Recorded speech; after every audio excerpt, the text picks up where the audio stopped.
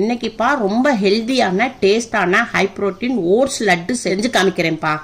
Weight loss இருக்கும்போது snacks டைமில் morning ஒரு லட்டும் ஈவினிங் ஒரு லட்டும் சாப்பிடுங்கப்பா. வெயிட் லாஸுக்கு ரொம்ப ஹெல்ப் பண்ணும், உடம்புக்கும் ரொம்ப நல்லது. வாங்க எப்படி செய்யலான்னு பார்ப்போம். ஓட்ஸ் லட்டுக்கு தேவையான பொருள்: ஒரு கப்பு ஓட்ஸ் எடுத்திருக்கேன். இது 25 கிராம் பாதாம் எடுத்திருக்கேன். இது 50 கிராம் பொட்டுக்கடலை. இது 50 கிராம் நிலக்கடலை பருப்பு. கசகசா 25 கிராம் எடுத்திருக்கேன். பேரிச்சம்பழம் ஒரு 100 கிராமு. சிறிய அளவு சுக்கு எடுத்திருக்கேன். ஒரு 6 பீஸ் ஏலக்காய் எடுத்திருக்கேன். 2 ஸ்பூன் ஃப்ளாக்ஸ் சீட் எடுத்திருக்கேன். வாங்க இப்போ லட்டு செஞ்சு காமிக்கிறேன். கேஸ் ஆன் பண்ணியிருக்கேன். சட்டி கொஞ்சம் சூடாயிருக்கு. இப்போ நம்ம ஒரு கப்பு ஓட்ஸை தூக்கி இதில் சட்டியில் போட்டுக்குருவோம். இதை ஒரு 5 நிமிஷத்துக்கு நல்லா வறுத்துக்கிறணும். கேஸப்பா மீடியத்தில் வச்சு ஒரு 5 நிமிஷம் ஓட்ஸை நம்ம வறுத்து எடுத்துக்கிடுவோம். இப்போ ஓட்ஸு வறுத்தாச்சு. இப்போ நம்ம இதை ஒரு பாத்திரத்தில் மாற்றிக்கிடுவோம்.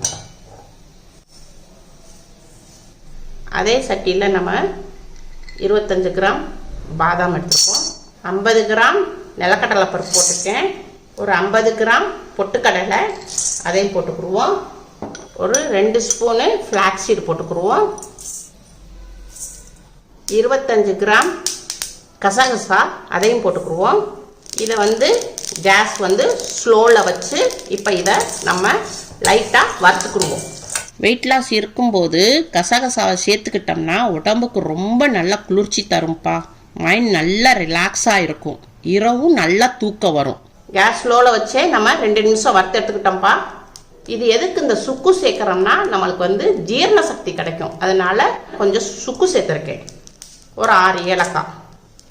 இதையும் லைட்டாக நம்ம இந்த சூட்லேயே ஒரு நிமிஷம் நம்ம வறுத்துக்கிடுவோம். அவ்வளோதான்ப்பா, ரெடி ஆயிடுச்சு. எல்லாமே வறுத்த பொருள் தான். அதனால் நம்ம ரொம்ப இதை வறுக்கக்கூடாது. ஏன்னா நம்ம அதில் உள்ள சத்துக்கள் பூரா போயிடும். கேஸ் ஆஃப் பண்ணிடுவோம். இப்போ அந்த சூட்டில் நம்ம இந்த பேரிச்சம்பழம் எடுத்துருக்கோம் இல்லையா, அதையும் இதில் போட்டுருவோம். இந்த சூட்லேயே நம்ம பேரிச்சம்பழத்தை பிரட்டிக்கிடுவோம்ப்பா, கிளறிக்கிடுவோம். அவ்வளோதான்ப்பா. இதை ஓட்ஸ் வச்சுருந்தோம் இல்லையா, அதிலே நம்ம இதை மாற்றிக்கிடுவோம். இதை நம்ம மிக்சியில் போட்டுக்கிடுவோம்.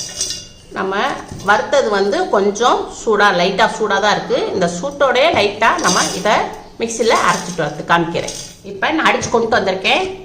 கொஞ்சம் டேஸ்ட்டு பார்த்தேன். அதில் பேரிச்சம்பழத்தினுடைய இனிப்பு கொஞ்சம் கம்மியாக இருந்துச்சு. அதனால் இன்னும் கொஞ்சம் 50 கிராம் பேரிச்சம்பழம் நான் சேர்த்துக்கிட்டேன். நான் ஒரு பவுலில் மாற்றிக்கிறேன். இதை நம்ம கையோடைய இப்படி நம்ம உருண்டை பிடிச்சிருவோம். அதை அப்படியே உடனே நம்ம உருண்டை பிடிச்சிடணும்.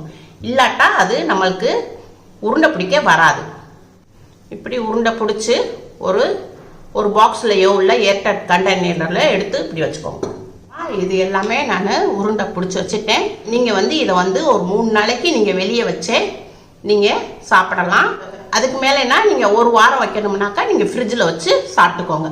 இந்த மாதிரி ஒரு ஏர்டைட் கண்டெய்னரில் போட்டு க்ளோஸ் பண்ணி வச்சுக்கோங்க. ரொம்ப டேஸ்ட்டாக இருப்பா. அம்மா சாப்பிட்டேன். உங்கள் வீட்டில் கட்டாயம் செஞ்சு பாருங்கள். அம்மாவுக்கு லைக் பண்ணுங்கள், ஷேர் பண்ணுங்கள், சப்ஸ்கிரைப் பண்ணுங்கள்.